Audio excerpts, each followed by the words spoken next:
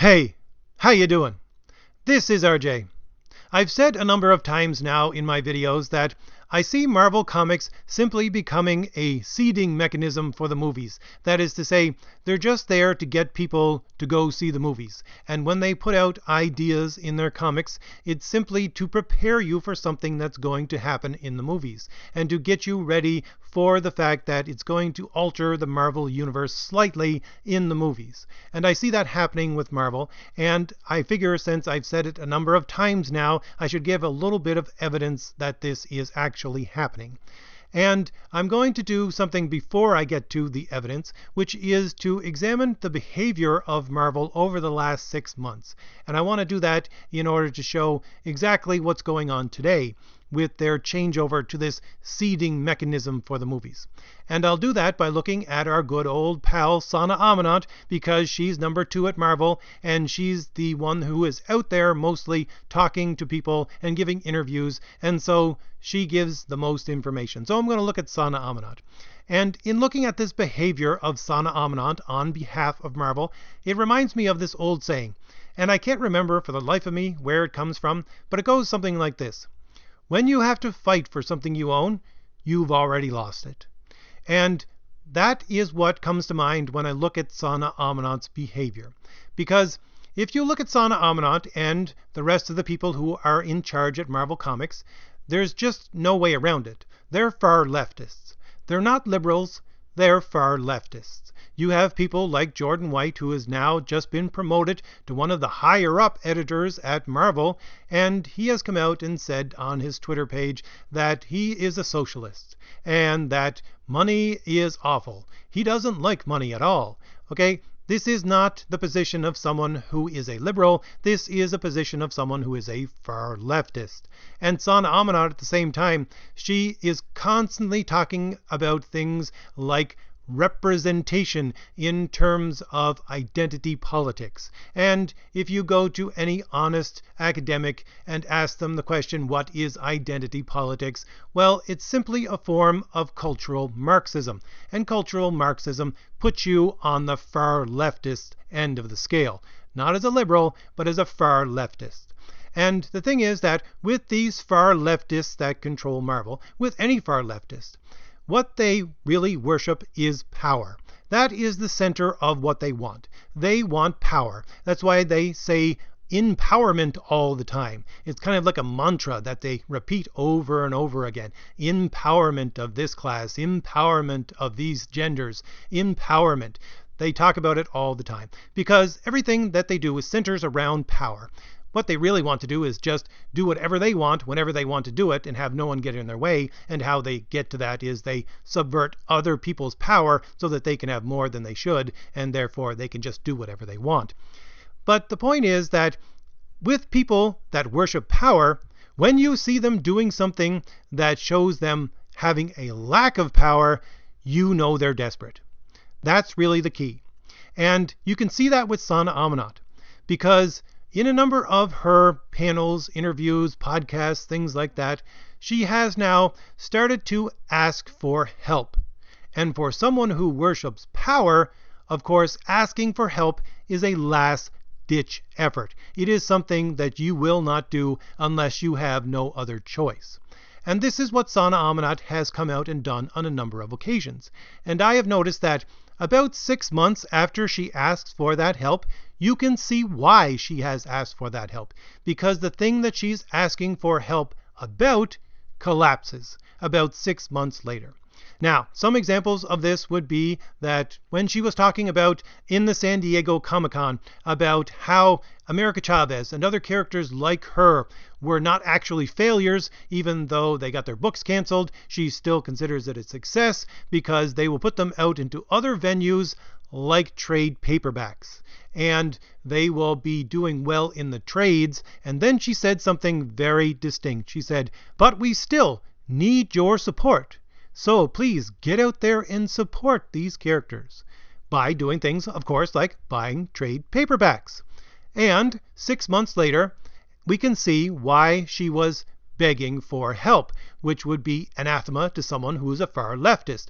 It's because, of course, the trade paperback market has pretty much collapsed. You have Marvel selling off massive numbers of trade paperbacks to these chain companies, and you have numbers that are falling.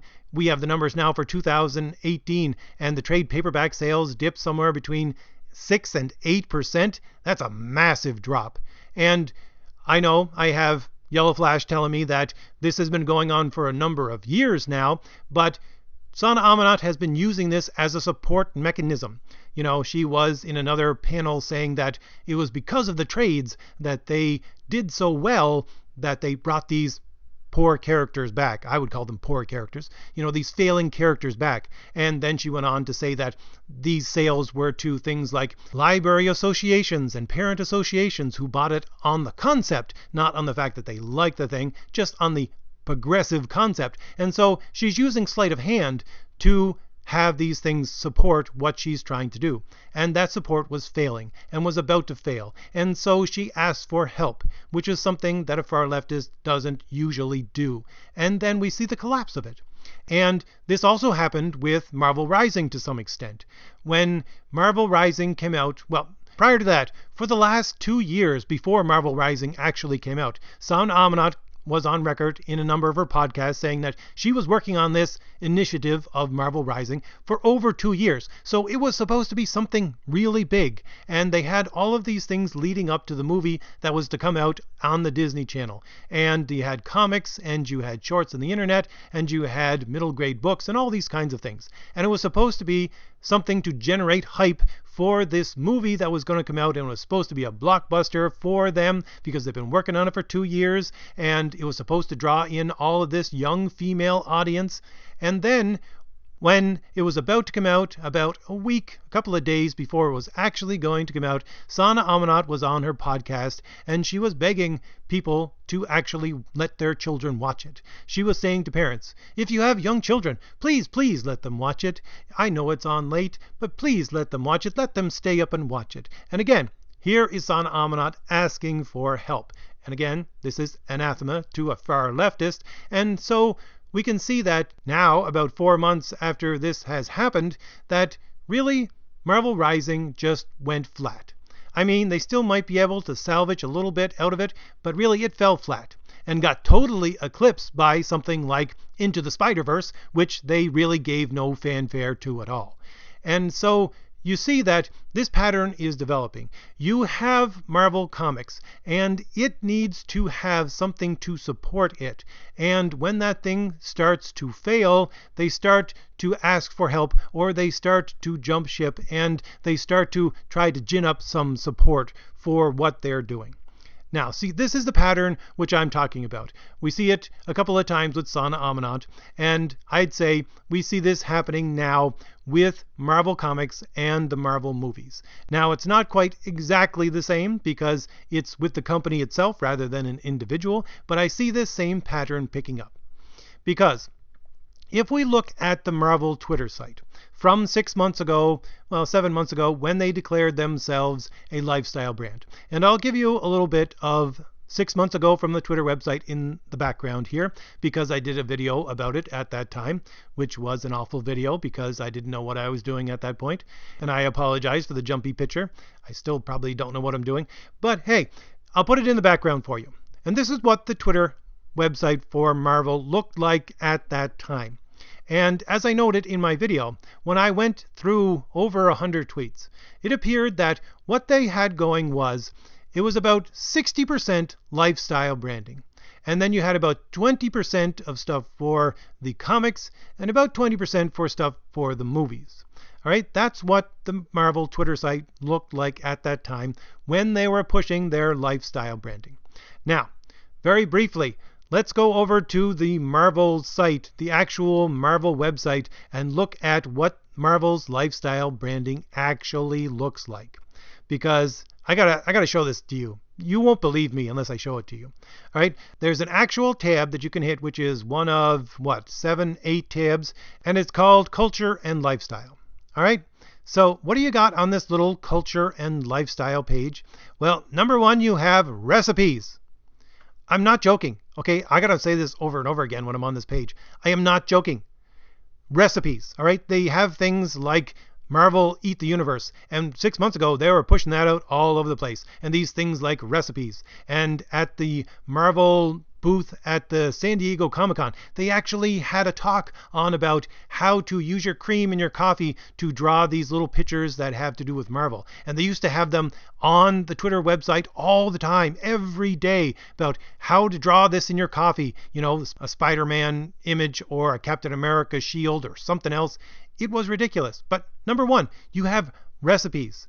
Number two, you have arts and crafts, or as they call it, do-it-yourself craft activities. Now, you have the person who runs the Women of Marvel podcast, along with Sana Amanat, Judy, what's her name, and she's a cosplayer, and they're always on about cosplay. Cosplay would be one of these do-it-yourself things that they want people to do for craft activities, you know, and you have make your own puzzle, make your own nesting dolls, make your own ornaments for your Christmas tree that look like Deadpool, all of that kind of stuff. And then you have what they call gear, which is basically just toys and all the merch that they can push out there that has something to do with Marvel Entertainment. All right, and they have a lot of merch. You got about 22 pages worth of this. So after that, they have Real Life Adventures, which is all of the Disney parks and adventures and cruises and all that kind of stuff that feature Marvel heroes. And they got about 15 pages worth of that. And then they got style. And again, I am not joking when I tell you this. Marvel actually has someone on staff who is a fashion writer for Marvel.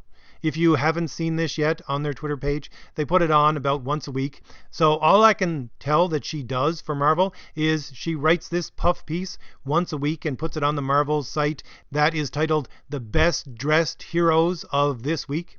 So literally, they have a fashion writer for Marvel Comics. This is one of their lifestyle activities. And then you have all the little shows that they put on. Marvel Becoming, which is about cosplaying. Marvel Eat the Universe, which is about making food. You have Make Me a Hero, which is drawing people who are supposedly true Marvel fans, which are just people they pull off the street basically, and drawing them as superheroes. And then you have Let's Play, which has to do with video games and all this kind of stuff. So this is what their lifestyle branding actually looks like if you've never seen it. This is their lifestyle branding main site. Now, if you shift from Marvel's Twitter site 6 months ago to Marvel's Twitter site today, and I'll give you a little bit of that in the background as well, you can see a massive difference in what they're actually putting out there for advertising on their Twitter site. You have about 50% of comics and television stuff going up there now. And you have about 20% of the lifestyle branding. And you have about 30% for the movies. So that's a drastic change from what it was about 6 months ago.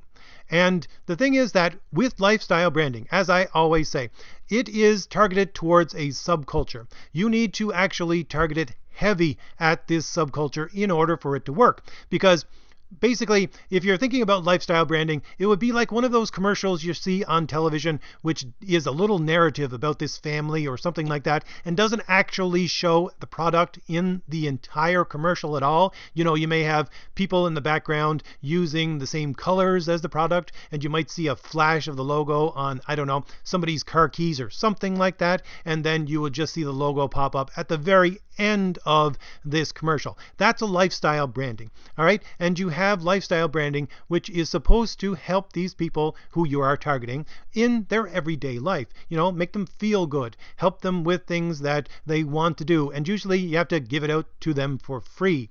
And this is what lifestyle branding is. It's got to be out there all the time.